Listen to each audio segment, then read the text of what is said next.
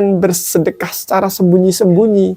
Ini seolah-olah manusia mengatakan la haula wala quwata illa billah. Aku nggak bisa bersedekah ini tanpa pertolongan Allah.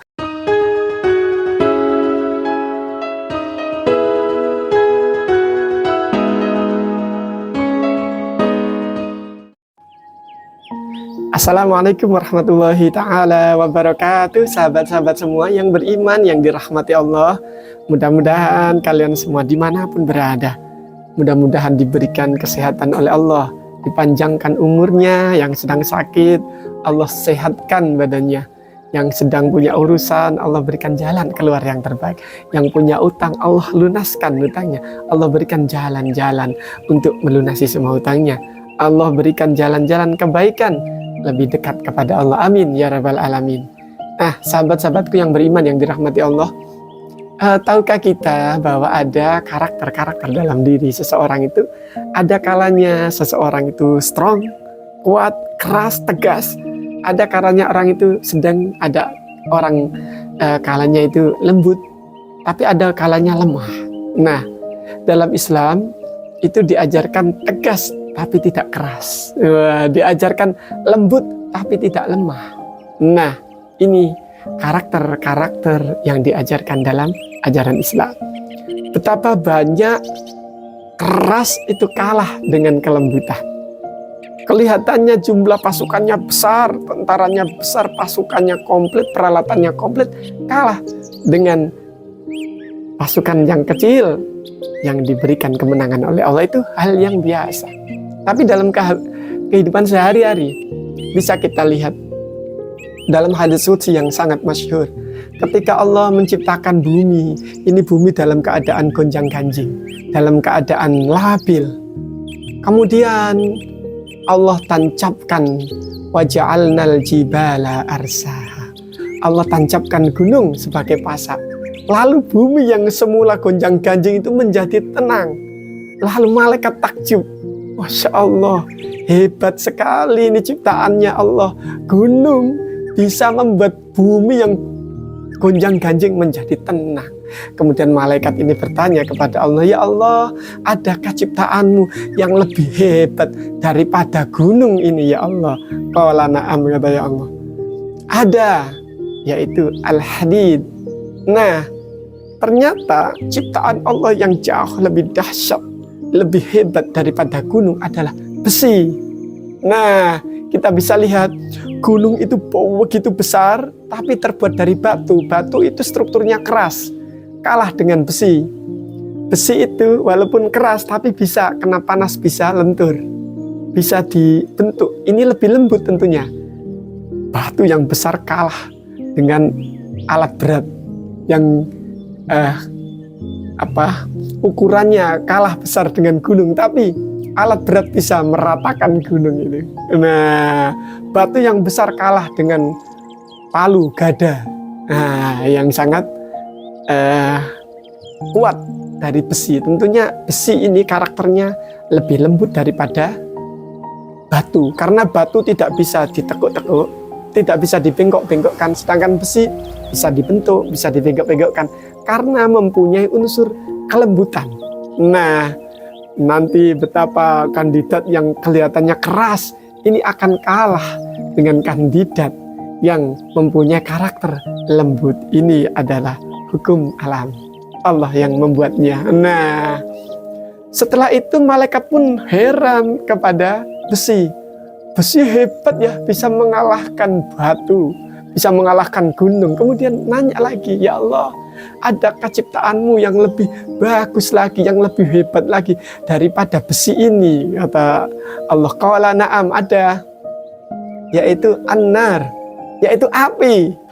Lihat, kelihatannya api ini lemah, kena angin sana, mubanabit ini tidak keras, tapi api ini mempunyai sifat lembut. Betapa banyak besi kena api leleh, kalah. Lihat tukang las. Betapa kekuatan api bisa mengalahkan besi. Karena besi kuat, tebel, tapi kurang lentur, masih lenturan.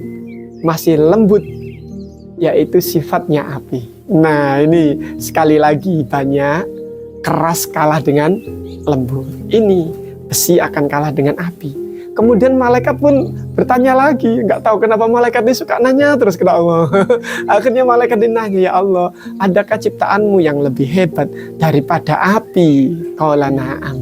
Ada, kata Allah. Apa itu? Al-ma. Lihat, api mempunyai karakter yang lembut, tapi kalah dengan al-ma, yaitu air. Air ini sama-sama lembut tapi lebih adem. Api lembut tapi panas. Betapa orang yang mudah tersulut emosi kata kalah dengan orang yang adem, yang lebih sabar, yang lebih cool.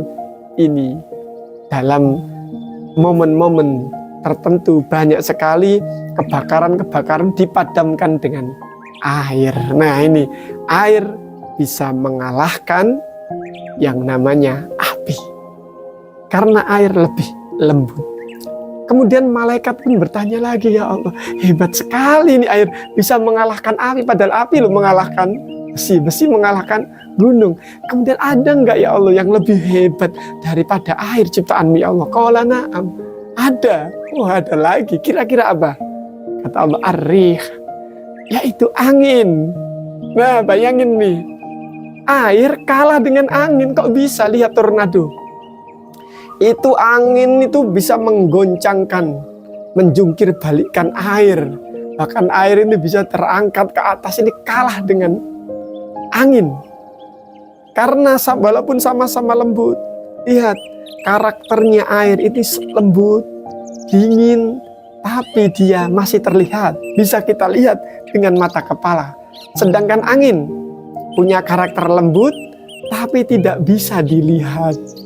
Nah, bagaimana orang yang sama-sama mempunyai sifat baik, lembut, tapi ada sesuatu yang menjadi faktor kemenangan, yaitu sesuatu yang tidak bisa dilihat, yaitu hati. Ya, tentu ini akan mempengaruhi ke depannya bagaimana dua karakter yang dipertemukan seolah-olah sama, tapi tentu ada yang lebih unggul satu dari yang lainnya. Kemudian malaikat pun bertanya lagi, wah, hebat banget ya angin. Coba kita bayangin tuh, kita berada di suatu tempat, tiba-tiba ada angin kencang, itu kumpulan orang-orang itu bisa buyar karena ada angin, walaupun angin tidak terlihat. Kemudian malaikat bertanya lagi, ya Allah, adakah ciptaanmu yang lebih hebat, yang lebih dahsyat daripada angin itu ya Allah? Qala na'am. Kata Allah, ada. Kira-kira ini apa? Kata Allah, yaitu orang yang bersedekah secara sembunyi-sembunyi. Jika tangan kanannya memberi, maka tangan kirinya tidak mengetahuinya. Wah, ini sangat dramatis, sangat seksi sekali perumpamaan ini, yaitu orang yang bersedekah secara sembunyi-sembunyi. Ini kedudukannya mengungguli makhluk-makhluk Allah yang lain. Karena manusia punya sifat senang dipuji, senang karena dia mempunyai hasil karya. Tapi dengan bersedekah secara sembunyi-sembunyi, ini seolah-olah manusia mengatakan la haula wala quwata illa billah. Aku nggak bisa bersedekah ini tanpa pertolongan Allah. Sebenarnya yang aku sedekahkan ini punya Allah, aku nggak punya apa-apa. Alah, itulah makna orang yang bersedekah, tangan kanan memberi, tangan kiri tidak mengetahuinya. Dia bersedekah sembunyi-sembunyi, tidak ada atau tidak ingin ada orang lain mengetahuinya. Insyaallah, tabarakallah. Mudah-mudahan bermanfaat. Barakallahu fikum. Assalamualaikum warahmatullahi wabarakatuh.